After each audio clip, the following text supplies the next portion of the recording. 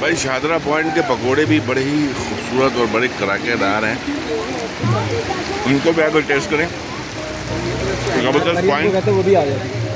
बहुत अच्छा पॉइंट है। इस्लामाबाद से ज़्यादा दूर भी नहीं है, 1 घंटे की ड्राइव है आपकी। और रोड्स बहुत अच्छी हैं, बहुत अच्छी रोड्स हैं, आप हर किस्म की गाड़ियाँ ला सकते हैं और बहुत अच्छा माहौल। ज़रूर आइएगा शाहदरा पॉइंट।